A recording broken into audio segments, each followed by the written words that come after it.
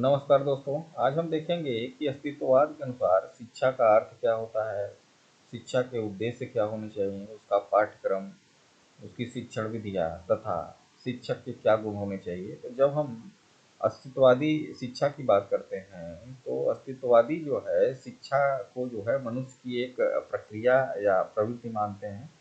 हाँ, शिक्षा मनुष्य के अपने व्यक्तिगत अनुभूति के रूप में पाई जाती है, ऐसा अस्तित्ववादी कहते हैं। अस्तित्ववादी शिक्षा को मनुष्य जो है अपने अस्तित्व के जो प्रदर्शित करने का माध्यम मानते हैं कि शिक्षा द्वारा व्यक्ति जो है अपने अस्तित्व को प्रदर्शित करता है। और ये कहते हैं कि जो शिक्षा है वह व्यक्ति का व्यक्तिगत प्रयास होना चाहिए।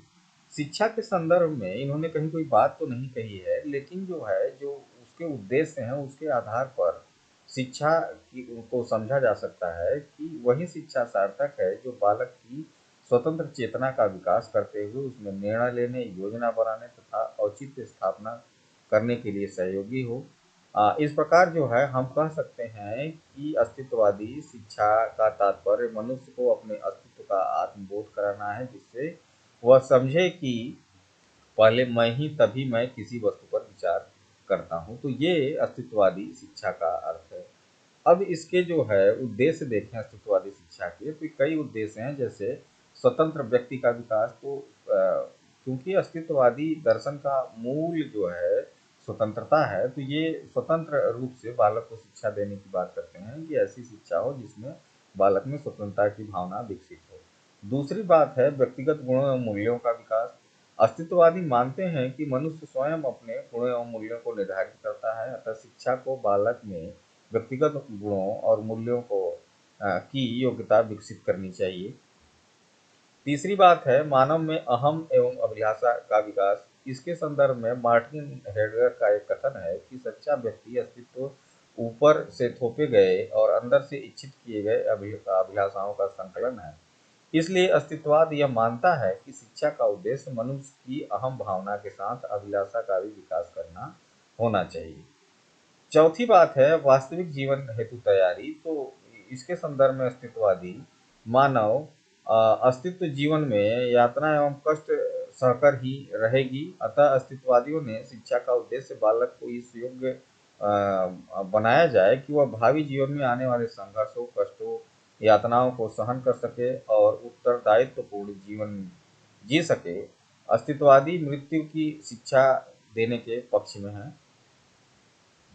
फिर है व्यक्तिगत ज्ञान एवं अंतर ज्ञान का विकास करना। अस्तित्ववादियों के अनुसार शिक्षा का उद्देश्य व्यक्तिगत सहज ज्ञान या अंतर ज्ञान का विकास करना है, जो मानव को अपनी क्रियाओं हेतु निर्णय लेने में सहायता दे सके। तो इस प्रकार से ये 5 उद्देश्य अस्तित्ववादियों ने शिक्षा के निर्धारित किए। अब अगर हम पाठ्यक्रम देखें तो पाठ्यक्रम के अनुसार क्योंकि जो है अस्तित्ववादी वैयक्तिक भिन्नता पर जो है महत्व देते हैं, अतः जो है पाठ्यक्रम में ऐसे विशेषताएं जो है इन्होंने रखी जो मानव के अस्तित्व की जो है रक्षा करने वाला हो।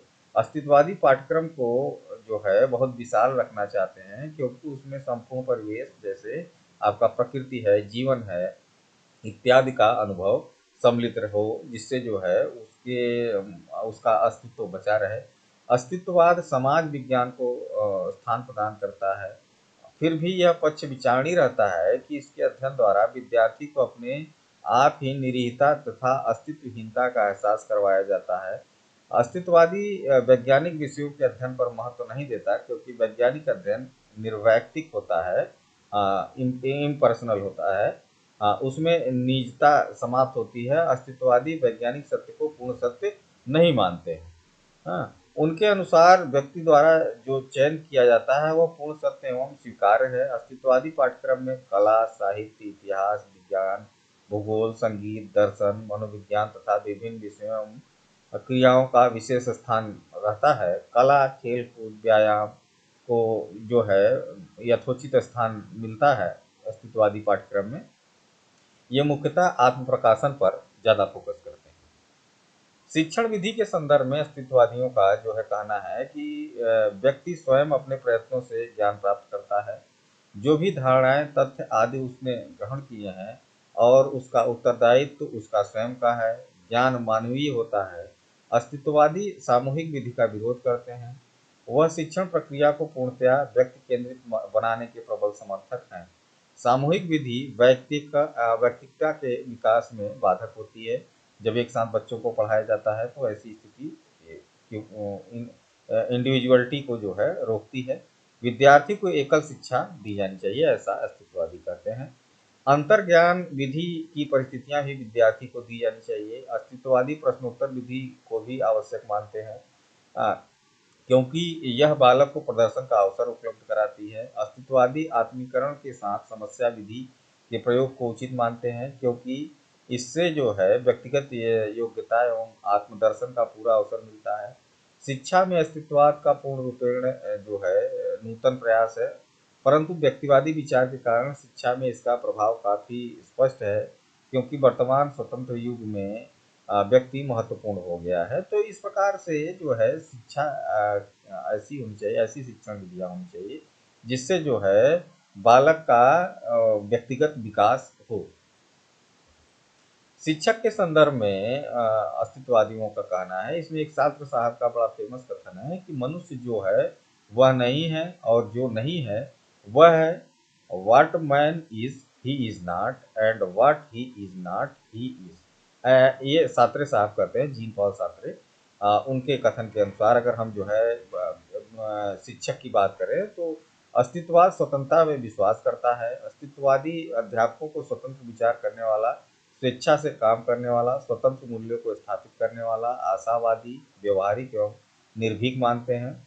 अस्तित्ववादी मानते हैं कि अध्यापक में विद्यार्थी को उसके अनुकूल तैयार करने की अभिक्षमता होनी चाहिए। शिक्षक को जीवन के वास्तविक अनुभव प्राप्त करके उसके अनुकूल विद्यार्थी को तैयार रहने हेतु तैयार करना चाहिए। अस्तित्ववादी मानते हैं कि विद्यार्थियों को आत्मानुभूति के लिए तैयार करना चाहिए और विद्यार्थियों को निजता की अनुभूति करते हुए जीवन के सत्य का बोध कराना चाहिए अध्यापक को। अस्तित्ववादी अनुभूति के माध्यम से विद्यार्थी के व्यक्तिगत विकास पर बल देते हैं। इस प्रकार अगर हम देखें तो शिक्षक के दायित्व तो बहुत अधिक हैं और उसमें विशेष गुण की आवश्यकता होती है।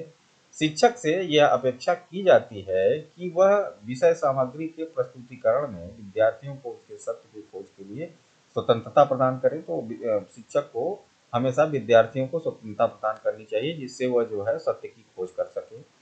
फिर है विद्यार्थियों मस्तिष्क का स्वयं संचालन एवं नियंत्रण की क्षमता विकसित करे। तीसरी बात है अध्यापक को क्या करना चाहिए कि विद्यार्थियों को चरित्र गठन एवं स्वयं सिद्धि सत्य मानने की क्षमता उत्पन्न करे। फिर है विद्यार्थियों को चयन करने की स्वतंत्रता दे। फिर है विद्यार्थियों को स्वयं की अनुभूति करने का अवसर दे। तो ये कुछ जो है शिक्षक की विशेषताएं हैं जो विद्यार्थियों के संदर्भ में अस्तित्ववादी कहते हैं। Thank you very much.